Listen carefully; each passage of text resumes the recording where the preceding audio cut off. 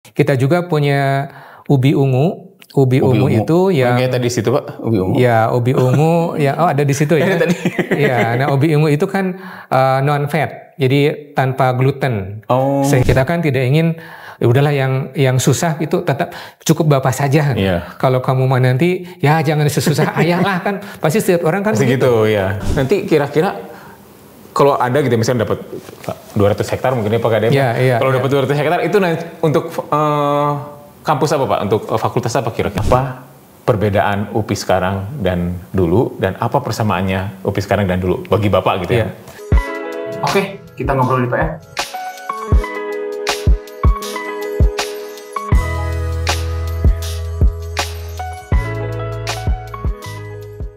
Assalamualaikum Sobat PR. Alhamdulillah kita ngobrol lagi nih di Ngobrol di PR. Kali ini kita tamunya, bukan tamu malah kita yang bertamu nih. Kita sekarang di gedung UC UPI lantai 6 di studionya nih dengan Rektor UPI Universitas Pendidikan Indonesia yang baru beberapa bulan lalu dilantik, Profesor Dr. Didi Sukyadi MA. Iya. Selamat datang Pak. Selamat datang. Selamat datang. Saya kesana ya. Menariknya Pak, UPI tadi.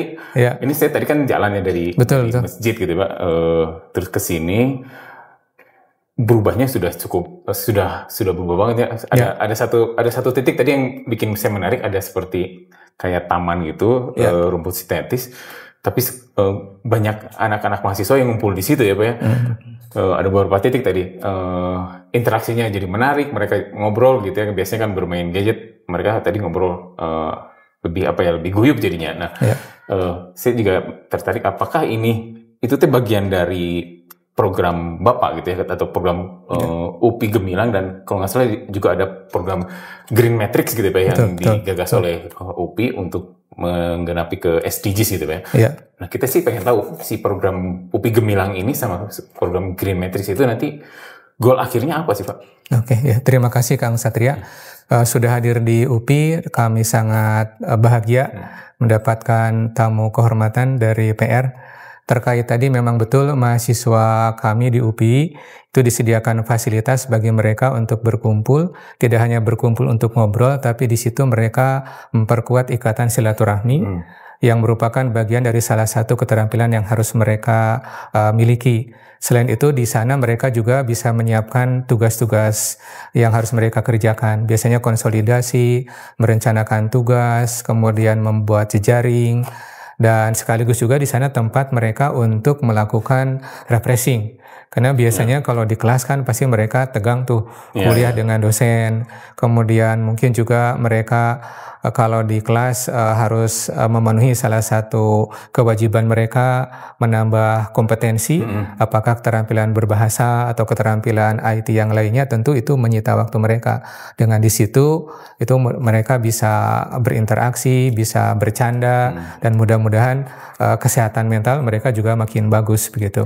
Ya tadi kan jadi mereka gogoleran gitu ya, nyantai, jadi menarik juga karena ketika generasi sekarang justru lebih senang juga berkumpul seperti itu. Betul. Katanya kan lebih generasi ke gadget, ternyata tidak juga di situ, lebih ngobrol-ngobrol juga. Nah kembali tadi soal UPI Gemilang itu sebenarnya ada UPI Gemilang, ada UPI Green gitu ya. Kira-kira ini dengan kepemimpinan Bapak yang baru ini, bagaimana sih semangat itu tidak hanya menjadi slogan aja, bahkan kadang program tuh berhenti aja, nggak sampai tuntas gitu Pak. UPI Gemilang itu kan saya membahasakannya dari UPI Pelopor dan Unggul. Nah, UPI Pelopor dan Unggul itu adalah UPI yang bisa memenuhi cita-citanya. UPI diamanahi pada tahun 2030 itu agar menjadi universitas yang unggul paling tidak di tingkat Asia. Nah, keunggulan itu indikatornya bisa banyak. Yang pertama tentu bisa kita lihat dengan Asia University Ranking, kemudian yang kedua terkait dengan subjek rankingnya. Nah, tapi ranking itu kan hanya alat. Sesungguhnya itu salah satu tolak ukur. Kalau kita bisa mencapai posisi itu artinya indikator-indikator yang lain seperti bagaimana kita mengajar, bagaimana kita riset, bagaimana kita melaksanakan pengabdian, tentu sebagian besar sudah terpenuhi. Nah, sehingga kalau kita bisa mencapai titik itu di tempat itu, tentu kita bisa dikatakan itu UPI yang gemilang. Jadi kita ranking 800 di Asia saat ini. Pada tahun 2030 nanti. Saat ini kita masih di 1200. Kemudian kita saat ini baru memiliki 3 disiplin yang masuk ke ranking dunia, yaitu yang pertama pendidikan, yang kedua itu linguistik, kemudian yang ketiga bahasa dan sastra Inggris. Bahasa dan sastra Inggris. Ya, kita harapkan nanti di tahun 2030 itu ada 12 disiplin yang masuk ke ranking dunia. Nah, untuk bisa mengejar itu tentu kita harus berpindah tidak hanya sebagai universitas yang menekankan kepada teaching atau pembelajaran, tetapi juga kita harus menjadi universitas yang lebih menekankan kepada riset. Kemudian juga riset tentu tidak hanya sekedar riset, tetapi riset yang berdampak. Nah, agar riset itu berdampak, maka kita harus melakukan proses hilirisasi hasil-hasil riset. Oleh karena itu, kita ingin meningkatkan mutu pendidikan dan pembelajaran kita melalui berbagai inovasi, kemudian pelibatan artificial intelligence atau kecerdasan buatan, kemudian juga pelatihan Bapak Ibu dosen, sehingga kepuasan mahasiswa dalam kaitannya dengan kinerja mengajar dosen itu semakin bagus. Kemudian kita juga melakukan penekanan bahwa alokasi anggaran kita ini tidak hanya sekedar untuk memberikan remun dari pengajaran, tetapi juga lebih kepada bagaimana dana itu dialokasikan lebih banyak untuk kegiatan riset. Nah, agar riset ini bisa dirasakan manfaatnya, maka kita juga harus ditindaklanjuti dengan yang namanya hilirisasi. Nah, hilirisasi ini diantaranya bisa kita lakukan dengan melakukan upaya-upaya agar apa yang sudah ditemukan para dosen itu bisa dipakai oleh masyarakat. Jadi misalnya tadi saya ada pembukaan Green Metric atau EPTI Hegar. Di situ ada mahasiswa yang bisa menemukan sensor untuk hemat energi. Jadi lampu hemat energi itu mahasiswa sendiri dan dosen yang meng-create-nya, dan itu mereka belum patenkan. Alatnya sudah ada, sudah bisa dipakai, sedang dalam tahap pengujian. Nah, agar alat itu bisa diproduksi massal kemudian dijual di pasar, itu langkahnya langkah yang mudah itu.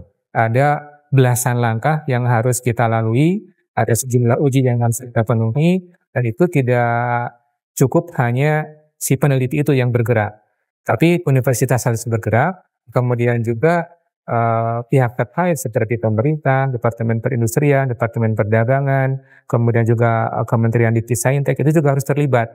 Itu perlu waktu yang lama, biaya yang mahal, proses yang panjang, dan maupun kalau kita menemukan industri yang mau memproduksinya dan mendistribusikannya itu sudah cukup beruntung gitu.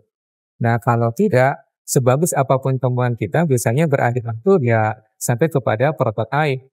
Tapi kalau pasarnya tidak ada, sehingga tidak ada upaya khusus dari pemerintah untuk menyediakan pasarnya, belum tentu kita juga tidak bisa memaksa industri untuk produksi gitu.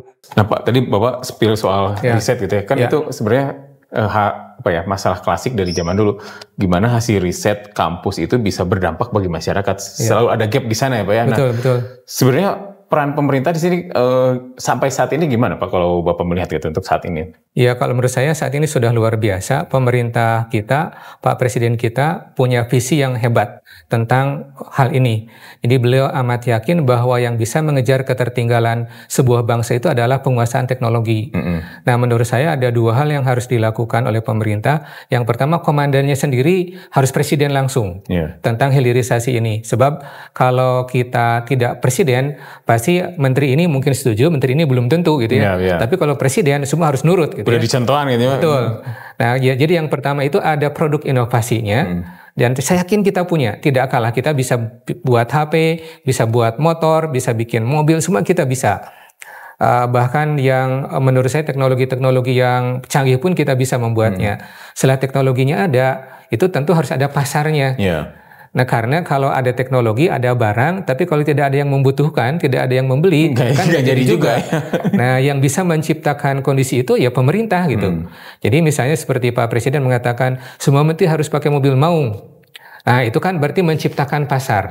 Jadi barangnya dulu diproduksi oleh PT Pindad, kemudian pasarnya disiapkan oleh para menteri, nanti para menteri beli mobilnya, kemudian dipakai, baru jalan itu proses hilirisasi gitu. Nanti mungkin suatu saat bisa dijual untuk masyarakat umum juga ya gitu. Betul. Jadi setelah terpenuhi oleh untuk kebutuhan internal, masyarakat yang mau, saya yakin banyak masyarakat yang mau. Sebab saya pernah masuk ke dalam mobilnya, ternyata interiornya bagus, nyaman, dan dari luar gagah. Nah, itu pasti menurut saya akan disukai oleh masyarakat. Mau beli juga, Pak? Kalau Kang Satria mau sama-sama, ya kita bareng-bareng lah beli gitu. Nah itu. Nah kalau UPI sendiri mungkin pernah nggak Pak ada hasil riset yang ternyata ya merasakan hal itu juga susah untuk dijual dijual ke pasar, tapi ada juga yang akhirnya bisa di pasar dipakai gitu Pak. Pertama yang pernah gagal satu. Yang pernah gagal. Jadi yang pertama itu kita pernah reverse engineering di dalam mesin pengaduk semen. Kan kita perlu semen itu untuk membuat beton-beton, bisa untuk jalan, bisa untuk tiang-tiang, bisa untuk tiang pancang. Itu kan harus ada pengaduknya. Nah, pengaduknya itu ada bilahnya. Bilahnya ini kalau dipakai terus-terusan bisa haus. Yang tadinya besar bisa jadi tinggal tipis. Dan itu barangnya masih impor.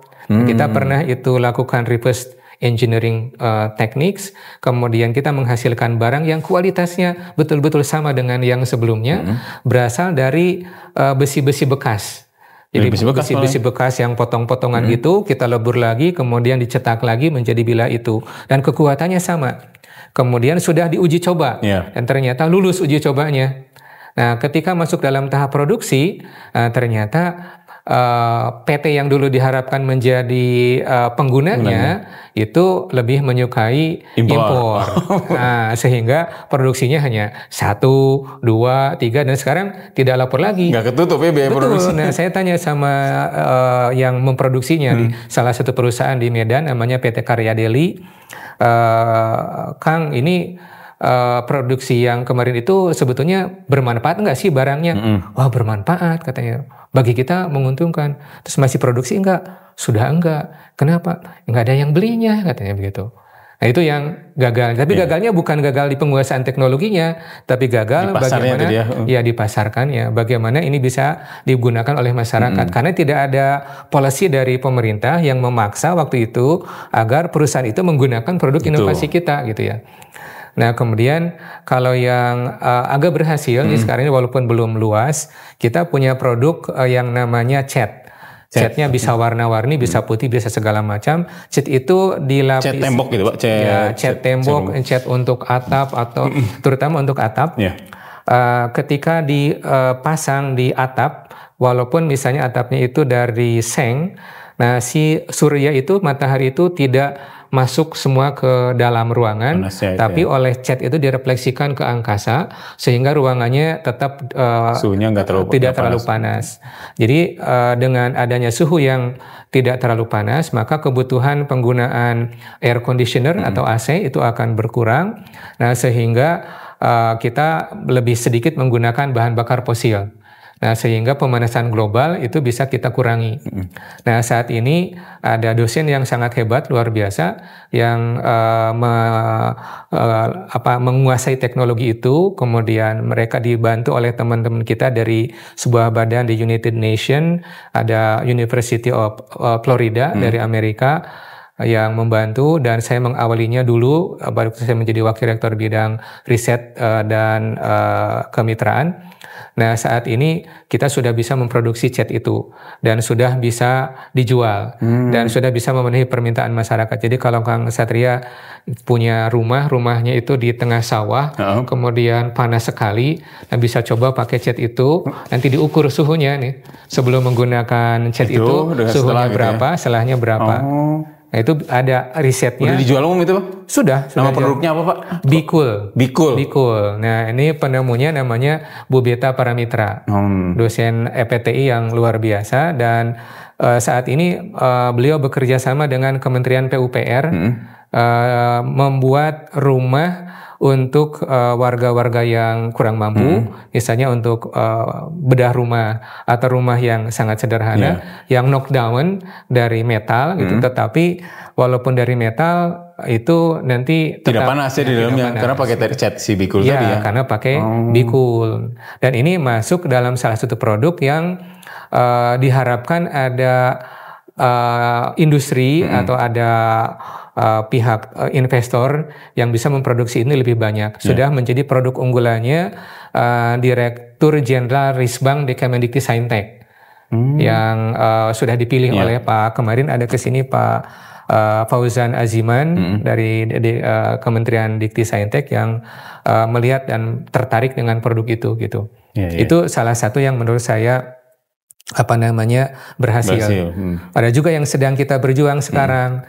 Seperti yang tadi saya sampaikan, itu ada produk untuk penghematan listrik. Jadi kita mahasiswa kita membuat sensor listrik, tetapi masih sudah berhasil, sudah bekerja alatnya, tetapi untuk bisa tahap sampai diproduksi oleh sebuah pabrik, kemudian diproduksi massal, dipasarkan itu memang prosesnya cukup panjang. Kita juga punya ubi ungu. Ubi ungu itu yang kayak tadi situ Pak, ubi ungu. Ya, ubi ungu yang ada di situ ya. Ya, nah ubi ungu itu kan non fat, jadi tanpa gluten, sehingga lebih sehat. Nah, si ubi ungu itu kalau diolah dengan cara yang biasa, itu warnanya bisa berubah. Maksudnya diolah secara jadi misalnya tidak pakai treatment apapun, jadi nggak ungu gitu Pak? Ya, jadi bisa jadi berubah warna yang tadinya ungu bisa jadi kuning, pucat, coklat gitu. Tapi kita sudah mendapatkan paten, jadi si ubi ungu ini bisa digiling, kemudian tetap warnanya ungu dengan ekstrak tertentu dengan bunga rosella. Nah, itu kita sudah dapat patennya, sudah ada produknya, bisa juga dibuat minuman, kemudian bisa dibuat tepungnya itu bisa dibuat kue. Tetapi kuenya itu masih baru terbatas di kita. Nah, sebetulnya tepung itu akan lebih menguntungkan kalau diekspor. Nah, yang meminta produk itu di Timur Tengah. Karena saat ini kan masyarakat kita sudah semakin tahu kesehatan, mereka lebih memilih produk yang sehat. Ini ubi ungu non gluten ini merupakan salah satu produk yang menyehatkan.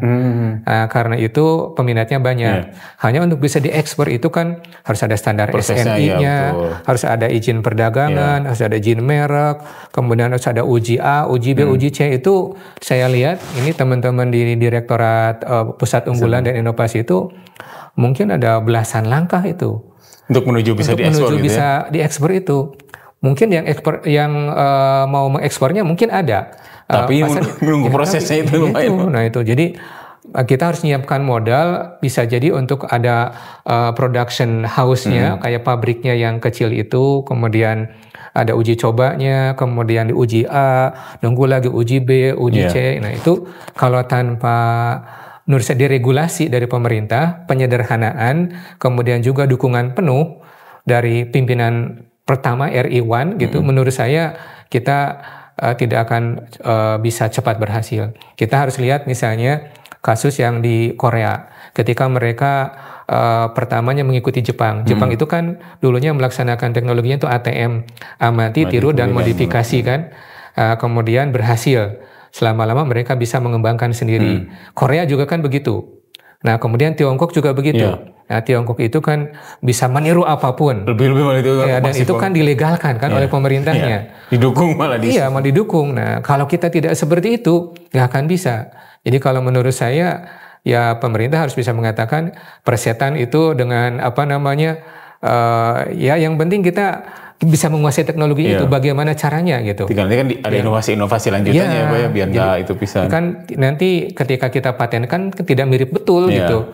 Nah, kalau kita tidak dengan tangan besi, tidak dengan keinginan yang luar biasa, semua unsur dari pemerintah pusat, presiden, para menteri, kemudian di pemerintah daerah, pengusaha, dan masyarakatnya, kitanya juga harus mau menggunakan produk dalam negeri. Produk buatan dalam negeri itu ya Pak? Ya, termasuk yang dilakukan oleh Pak Menteri Keuangan, Pak Purbaya itu sudah luar biasa.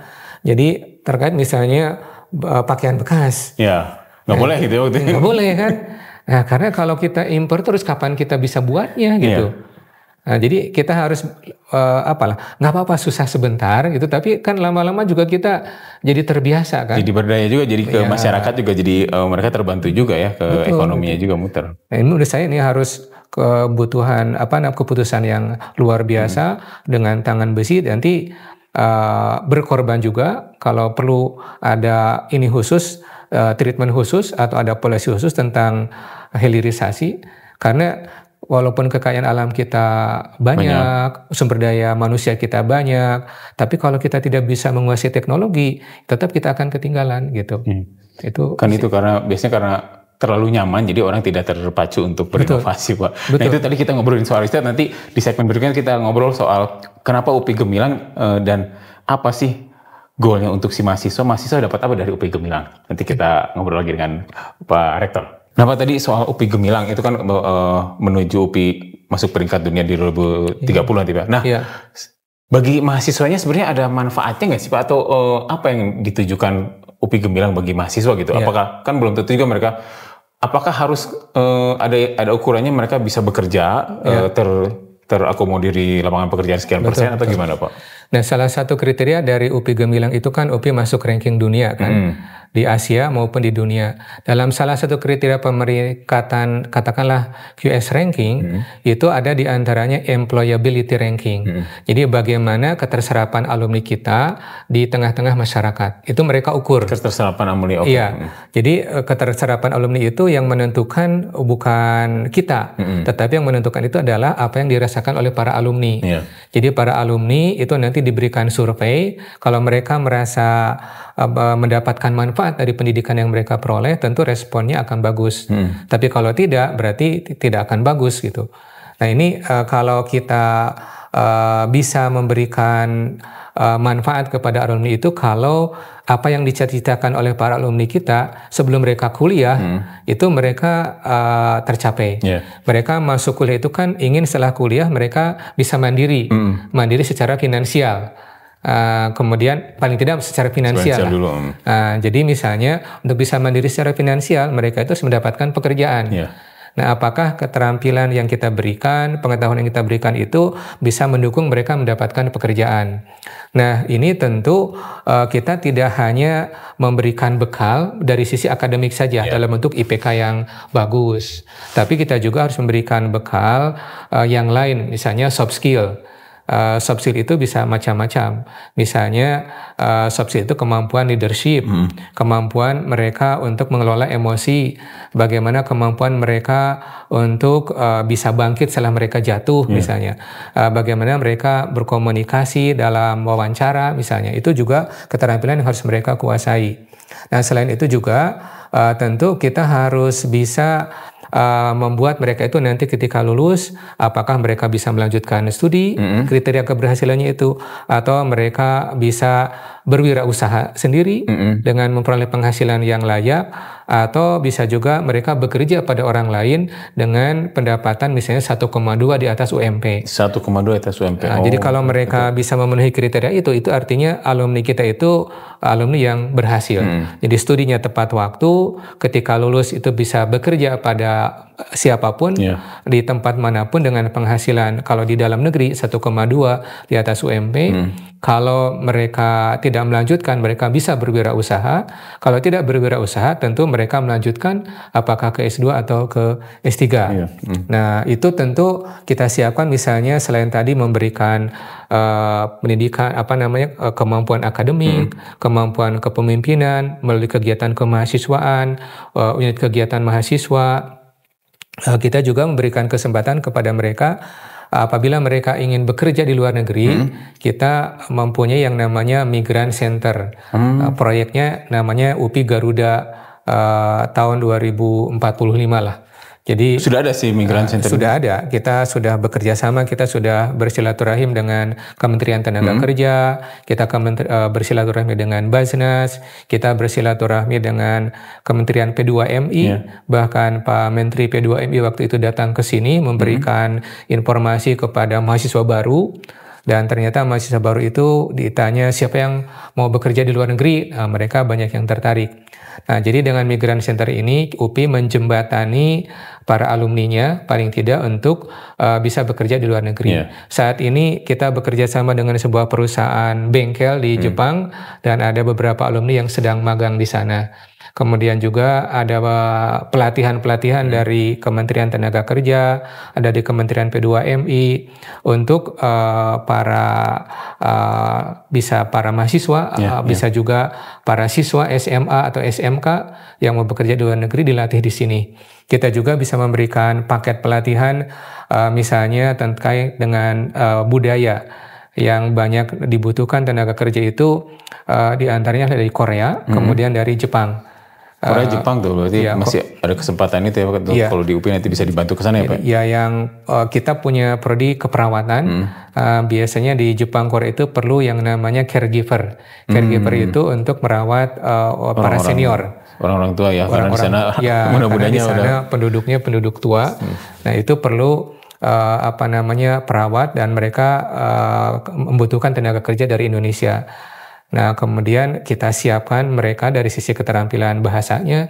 Kita ingin membuat kurikulum yang misalnya prodi keperawatan itu katakanlah 4 tahun, tetapi selain mereka bisa menyelesaikan katakanlah 144 SKS, itu bisa juga mereka di sisa waktu sore harinya belajar keterampilan bahasa. Nah, sehingga ketika mereka lulus itu, mereka bisa lulusnya tepat waktu, IPK-nya bagus, dan mereka ikut kegiatan dan mempunyai kemampuan bahasa, sehingga nanti lengkap gitu. Ya bahasanya bahasa Korea kalau dia mau ke Korea. Jadi kalau ketika dia ke Jepang itu nggak ada gap soal bahasa ya, mereka udah biasa gitu. Karena keterampilan bahasa itu merupakan prasyarat untuk mereka bisa bekerja di sana, dan bekerja itu bukan magang, tapi yang kita bidik adalah setelah mereka lulus. Sehingga mereka nanti lulus itu bisa punya keterampilan tambahan, bekal mereka bisa bekerja di luar negeri.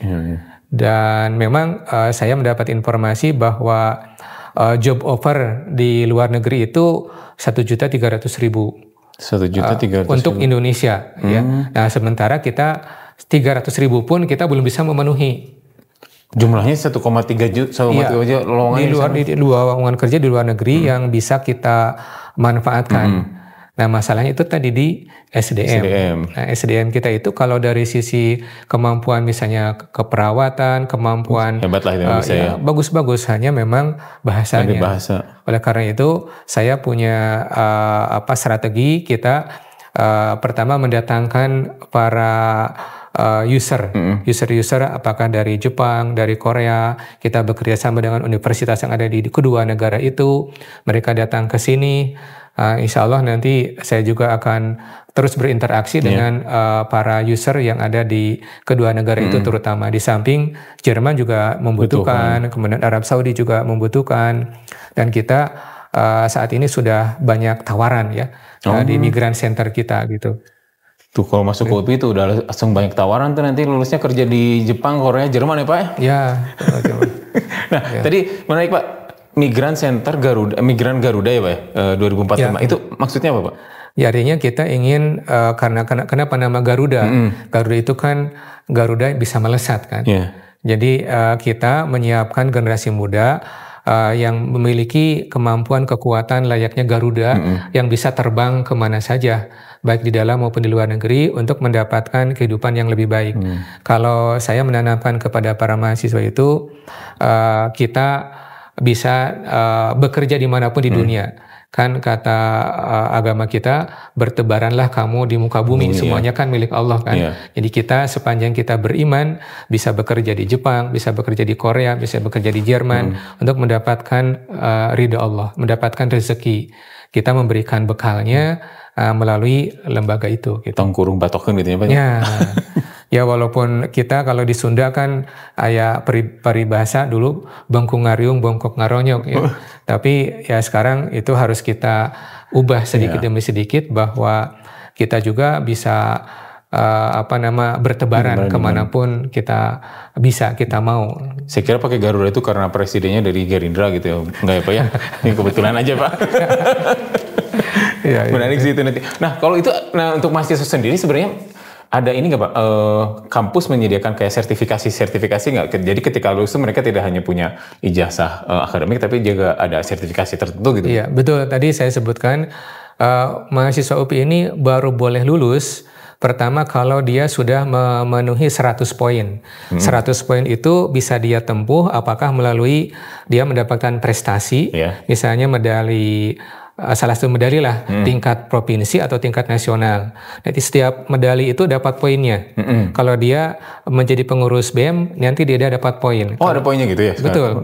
Kalau dia nanti bisa jadi pengurus UKM, dia dapat poin. Kalau dia mendapatkan juara di Pekan Ilmiah Mahasiswa Nasional atau dia juara balap mobil hemat energi, itu nanti dapat poin. Kalau dia menulis buku, ada ISBN-nya, dia dapat poin. Nah, nanti kalau sudah dapat poinnya 100, itu kan menunjukkan aktivitas dia untuk mendapatkan soft skill. Lalu dia dapat 100 poin, nanti dimasukkan ke surat keterangan pendamping ijazah. Nah, itu nanti menjadi bekal dia ketika dia lulus. Nah, di samping itu, mereka juga baru boleh ujian sidang kalau minimal punya 2 sertifikat. Yang pertama adalah kemampuan bahasa Inggris.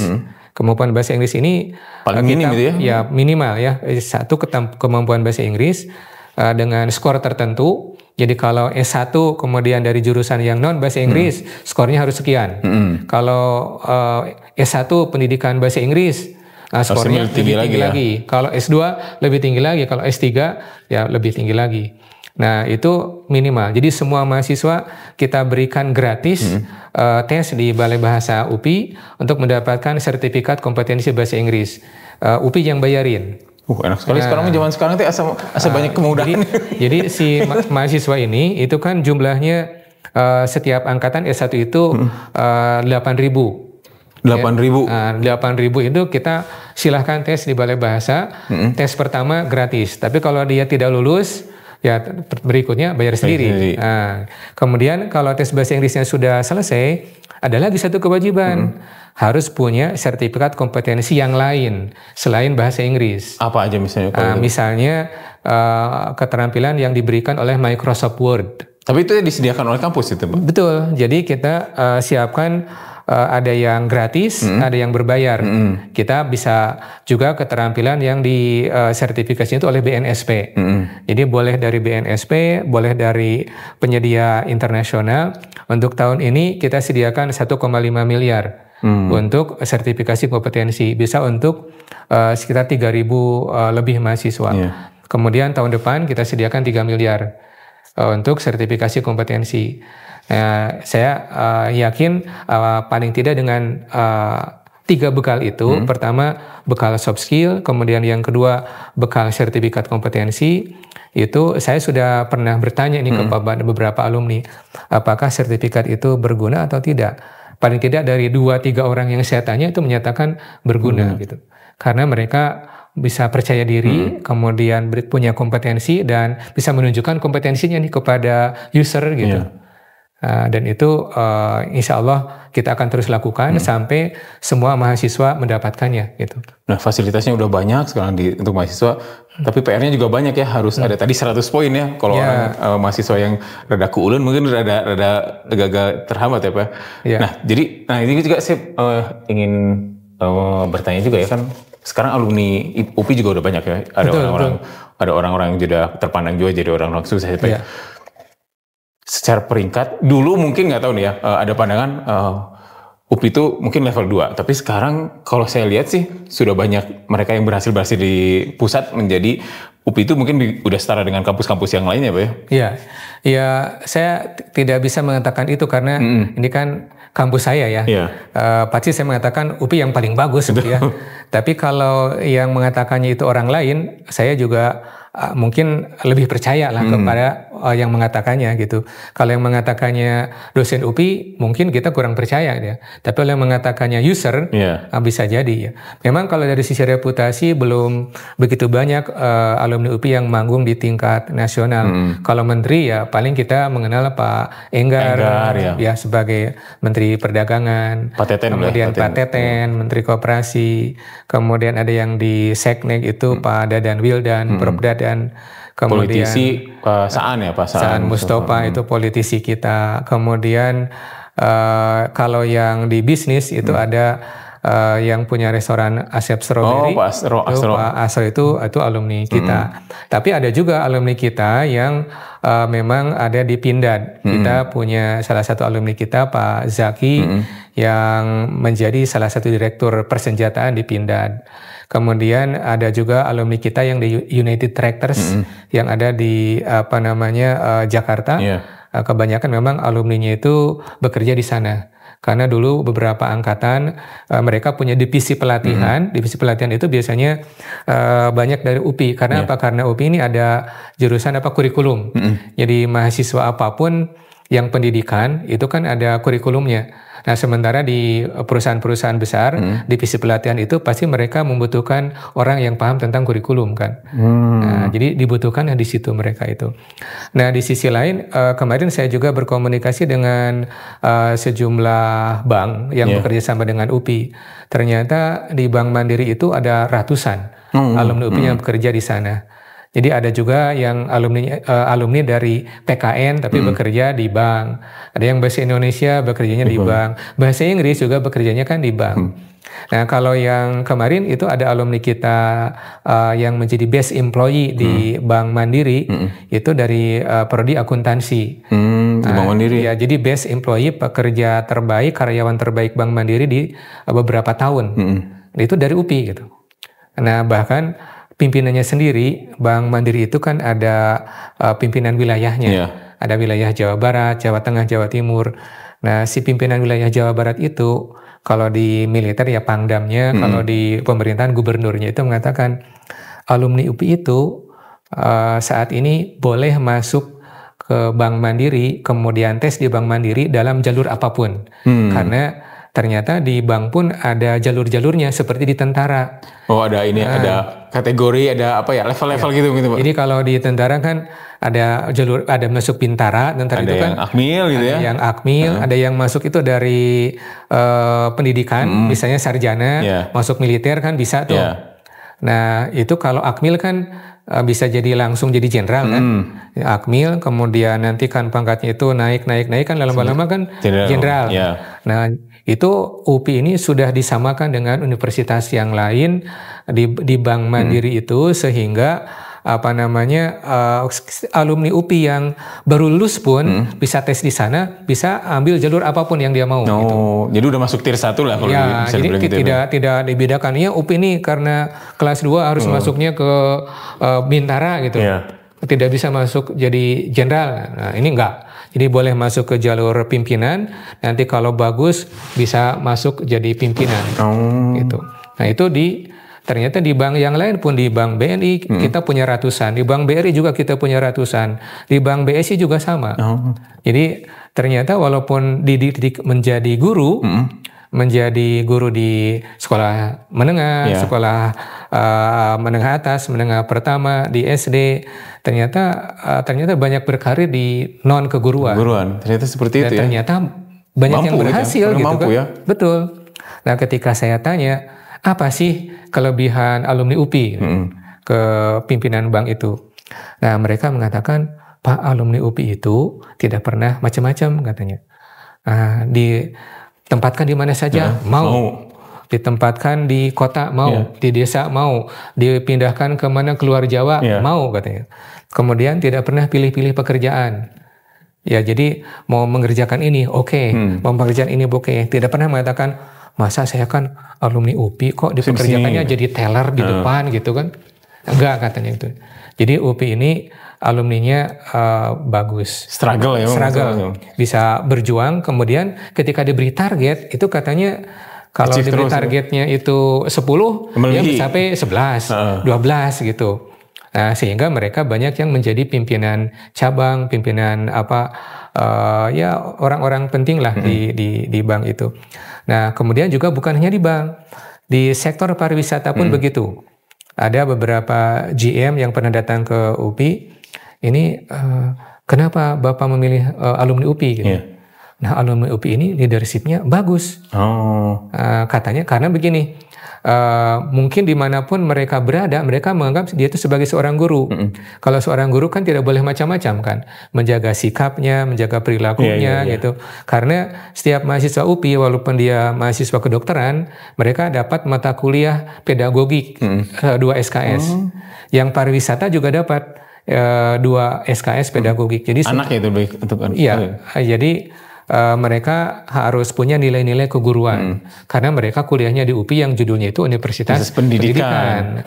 Nah, ternyata itu bermanfaat bagi mereka gitu. Jadi kalau mahasiswa UPI, katanya lulusan UPI, di awal mungkin mereka kalah gitu ya. Misalnya kalau yang bekerja di hotel, cara melipat kasur, kemudian memasang spray segala macam, mungkin di awal-awal kalah gitu. Tapi begitu mereka 2 bulan, 3 bulan menyesuaikan diri, itu lama-lama bisa melampaui yang lain gitu. Legit ya, kayak mesin diesel lama-lama tapi langsung gitu. Gitu. Jadi kebanyakan setelah nanti mereka dalam satu lingkungan itu bisa melampaui dari yang lain. Menarik. Jadi jangan underestimate sekarang mah dari lulusan UPI itu kudu bangga ya Pak ya? Ya. Dulu Bapak bangga nggak Pak? Bangga, ya tentu. Ya kalau tidak bangga nggak mungkin sampai sekarang kan? Kan kadang kadang dulu ada yang, karena Bapak saya juga dari UPI dulu, walaupun akhirnya berkaryanya di tentara sebenarnya Pak. Jadi tetap bangga juga. Kan kadang suka ada yang merasa kurang pedenya Pak pas awal-awal dulu mah pun. Ya karena mungkin menganggap bahwa cita-cita awal itu kan jadi guru. Ya guru kan mungkin tidak selamanya dianggap sebagai pekerjaan yang dari sisi materi kan mungkin bagi sebagian besar orang itu menguntungkan. Tapi ternyata yang penting itu bukan masalah guru atau bukannya, tapi menurut saya bisa bisa masuk di segala bidang. Knowledge-nya, kemudian sikapnya, mindset-nya yang itu yang kita tanamkan. Jadi seperti dalam lagu kan ada kesera-sera kan, whatever will be kan. Jadi kalau kita tanamkan itu bahwa Anda mampu, Anda bisa jadi apapun, bisa jadi siapapun, tergantung bagaimana Anda berusaha mencapainya. Saya yakin semuanya bisa terjadi gitu. Jadi alumni UPI bisa jadi apapun gitu, bisa jadi pengusaha, bisa jadi birokrat, bisa jadi pimpinan, bisa jadi atlet, betul gitu. Kalau dulu kita tahu pemain badminton yang luar biasa, ada Rudi Hartono, itu kan alumninya dosen UPI gitu. Tahir Jide itu Pak Tahir Jide, Prof Tahir Jide itu orang UPI gitu. yang melatih Rudi Hartono. Kemudian Indra Thohir pelatih Persib itu orang UPI kan? Juga. Iya. Nah itu orang-orang hebat. Buktinya ya Pak. Iya, buktinya gitu. UPI Green Matrix itu kenapa muncul cita-cita itu Pak? Begini, kita kan saat ini yang disebut dengan berdampak itu kan tadi saya sebutkan hilirisasi. Hilirisasi itu kan akhirnya nanti bermuara pada kesejahteraan masyarakat dan kejayaan bangsa. Dari hilirisasi itu karena kita menguasai teknologi, kemudian kita mendapatkan manfaat dari teknologi yang kita hasilkan. Tapi di sisi lain kita kan mengenal yang namanya pembangunan berkelanjutan, bahwa daya tahan bumi ini tentu ada batasnya. Contohnya misalnya pembuangan sampah. Kalau kita terus-terusan membuang sampah ke Cipatat, itu kan suatu saat Bandung ini bisa penuh dengan sampah gitu ya. Kalau kita penuh dengan sampah, itu bencana sosial, itu hidup kita tidak nyaman. Kita bukan sejahtera, bukan nyaman, tapi kita menjadi sengsara. Nah, oleh karena itu kita harus mewariskan bumi ini untuk anak cucu kita. Karena kita harus hidup bukan hanya sekarang, tapi juga kita harus memikirkan bahwa kehidupan itu akan berlangsung seterusnya. Kita tidak tahu kapan dunia ini berakhir.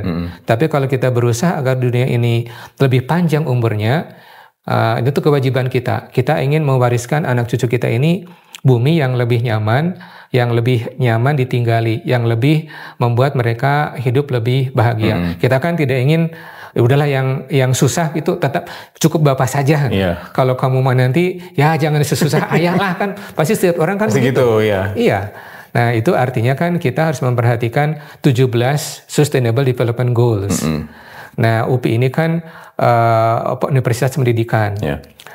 Kita tentu bergeraknya itu dalam quality education. Bagaimana UPI bisa menghasilkan pendidikan yang berkualitas, terutama pendidikan untuk guru melalui program pendidikan profesi guru atau PPG ya.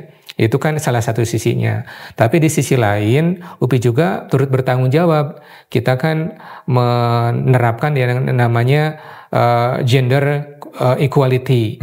Kita tidak membedakan apakah mahasiswa kita itu laki-laki atau perempuan. Yang menjadi pimpinan apakah itu laki-laki atau perempuan. Kita memberikan treatment yang sama untuk laki-laki dan perempuan. Kemudian kita juga memberikan peluang yang sama untuk masyarakat yang dalam posisi disabilitas.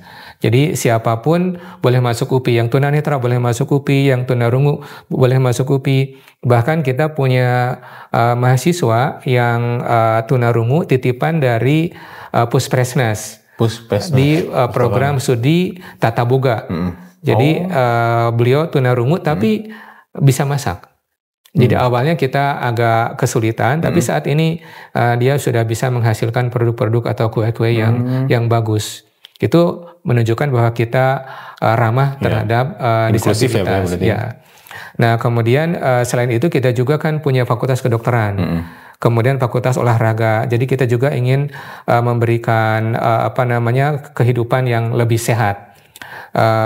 Sehat dalam arti bisa dengan olahraga, dengan bergerak, bisa jadi dengan mengonsumsi makanan yang sehat.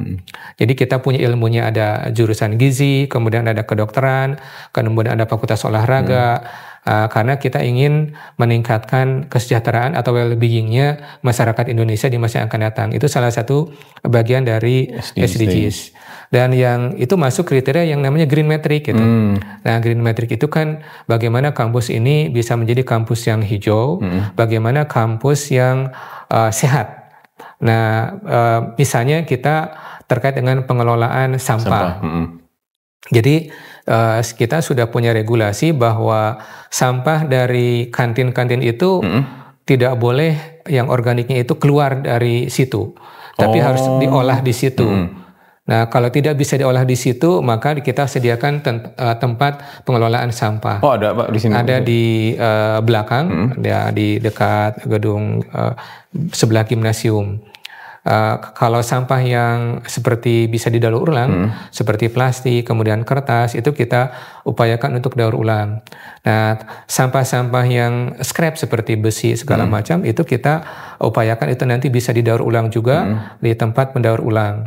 Kita bekerja sama dengan para pengumpul sampah, kemudian juga kita bekerja sama dengan para dosen untuk membuat teknologi bagaimana agar sampah organik itu tidak dibuang ke tempat pembuangan sampah yang di Cipatat itu. Karena menurut Pak Sekda itu sebagian besar kontribusi itu dari sampah rumah tangga. Iya, paling banyak. Nah, jadi sampah rumah tangga itu kalau kita bisa mengurangi yang plastiknya aja yang keluar gitu, tapi keluar yang plastik itu kan dimanfaatkan, yang kertas didaur ulang. Nah, yang organiknya tetap dikelola di rumah masing-masing. Tentu itu akan menambah panjang umur dari TPA kita. Tadi kan berarti harus di kantin udah mulai dipisah, termasuk mungkin di fakultas-fakultas ya Pak? Iya betul. Harus mulai dipisah. Mereka udah harus mulai terbiasa untuk memisah itunya, ini sampah organik dan anorganik ya Pak ya? Iya, kalau mereka tidak pisah maka sampahnya tidak akan diangkut. Jadi mereka nanti yang bau ya bawa mereka sendiri gitu. Nah kita juga berusaha menambah luasan hijau, ruang terbuka hijau. Ya misalnya dengan vertical garden, karena UPI ini kampusnya kan sempit nih. Nah sudah banyak gedung, kemudian kita tidak bisa ekspansi karena sudah tertutup oleh lingkungan. Ke belakang tidak bisa, ke depan juga tidak bisa. Mobil juga mahal ya Pak? Mobil juga mahal. Ya makanya kita cita-cita itu ingin punya kampus perluasan. Kita berusaha mudah-mudahan Pak Gubernur yang kemarin datang ke kita pada saat Isnatalis bisa memasukkan UPI dalam visi beliau bahwa pusat pendidikan di Jawa Barat itu adalah di Jatinangor. Oh, jadi ada kampus lagi nanti di Jatinangor di sana, Pak? Mudah-mudahan Pak Gubernur berkenan membantu kita agar UPI bisa memperluas kampusnya itu di Jatinangor gitu. Pak Gum, mungkin bisa difasilitasi, ITB udah dapat di sana ya Pak ya?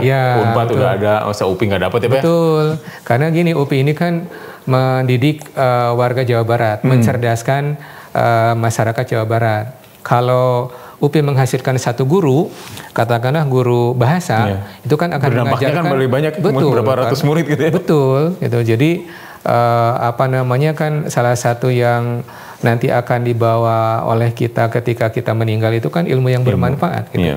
Jadi kalau pemerintah memfasilitasi UPI untuk bisa berkembang, ya pemerintah juga kan itu mendapatkan manfaat jariah ya sampai kapanpun gitu. Tuh Pak KDM dapat manfaat jariah.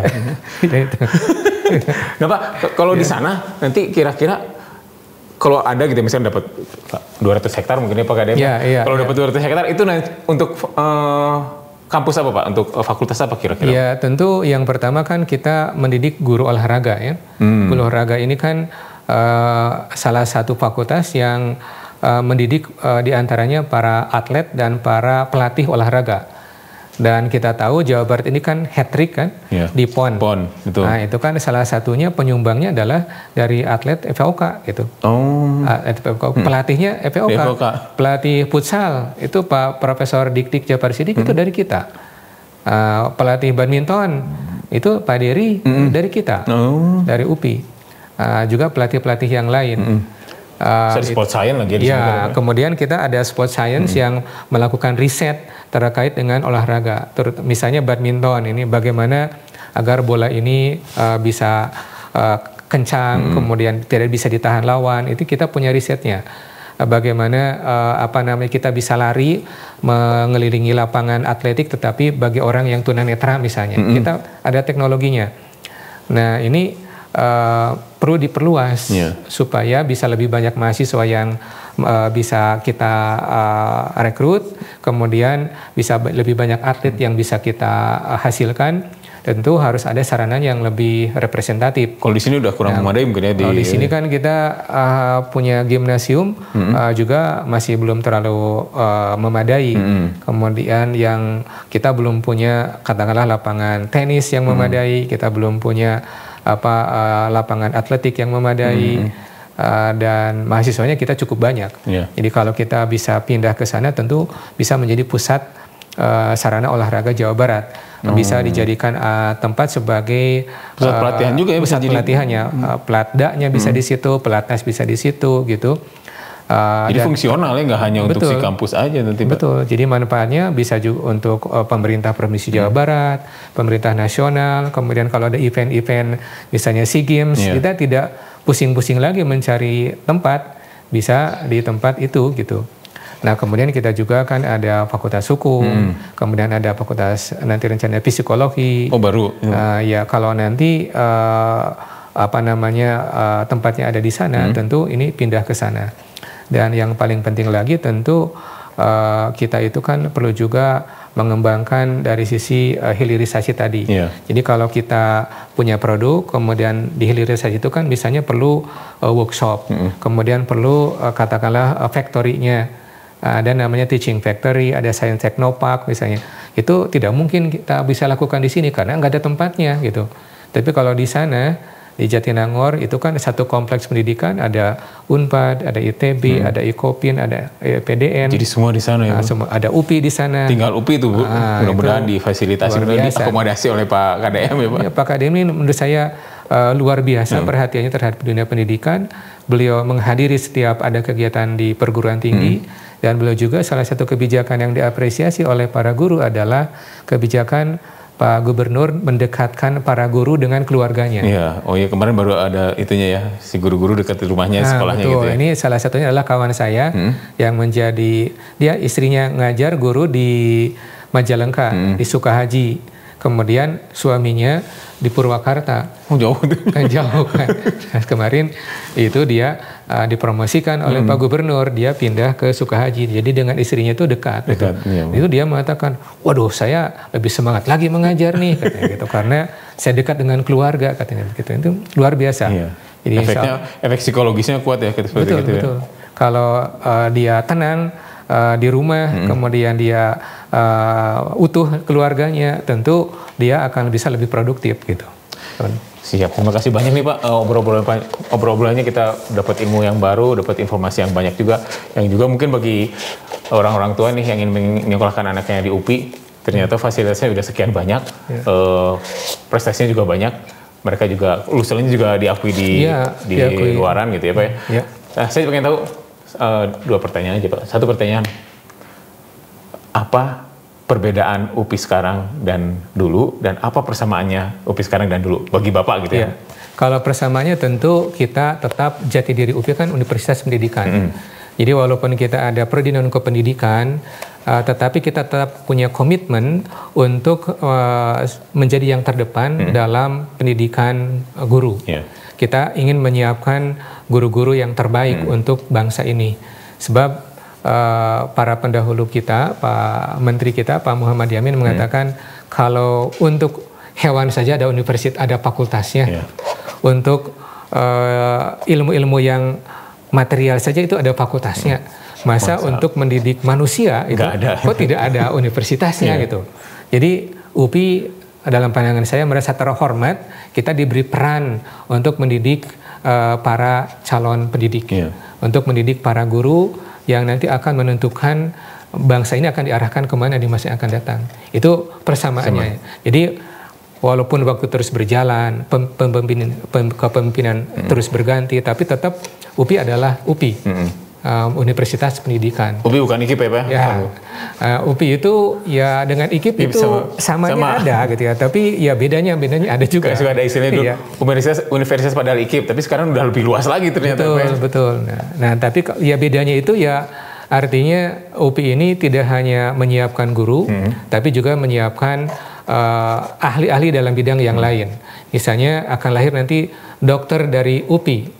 Tapi dokternya tentu berbeda dengan dari universitas yang lain. Punya spesifikasi khusus ya Pak? Betul, karena kalau dokter UPI itu akan menyuntik pasiennya itu mungkin diawali dengan Bismillahirrahmanirrahim. Karena beliau seorang guru kan. Jadi pernah mendapatkan pedagogi. Kemudian mungkin kalau ada pasiennya yang ngamuk-ngamuk, mungkin dia tidak akan ngamuk lagi kan gitu. Jadi prinsip-prinsip pedagogis keguruan itu diterapkan juga dalam ilmu kedokteran. Di dunia kerjanya juga ya. Betul. Kalau dia seorang yang bekerja di dunia wisata, itu juga akan menjadi pekerja di dunia wisata yang mengedepankan nilai-nilai keguruan. Suatu saat misalnya dia melihat di sebuah daerah itu tidak ada guru, kan pasti jiwanya terpanggil, dia bisa menggantikan guru yang tidak hadir misalnya begitu. Nah jadi itu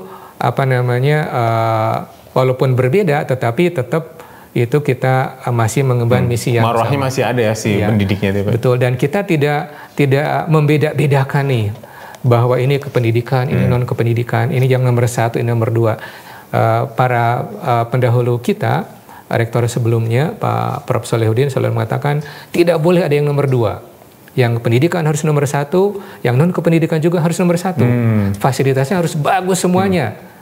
Nah itu menjadi tanggung jawab kita bersama untuk menjadi semuanya excellent dalam bidangnya masing-masing. Amin. Gitu. Mudah-mudahan di bawah kepemimpinan Bapak sampai 2030 nanti UPI Gemilang dan UPI Green Matrix-nya terwujud ya Pak ya? Insya Allah. Amin. Dan jadi legasi ke depan ya Pak ya? Iya, betul. Terima kasih banyak Pak Didi atas waktunya. Terima kasih Sobat PR. Wassalamualaikum warahmatullahi wabarakatuh. Assalamualaikum warahmatullahi wabarakatuh. Kang Satria. Kang Pak. Sukses selalu ya. Amin. Oke, kita ngobrol di PR.